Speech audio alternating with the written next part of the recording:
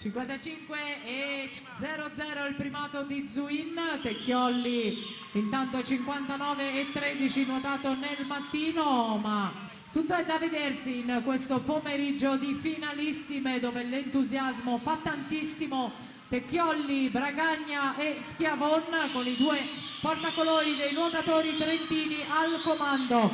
Tecchiolli classe 2000 davanti a Bragagna classe 99, Schiavon per il Riviera Nuoto classe 2000 in terza posizione.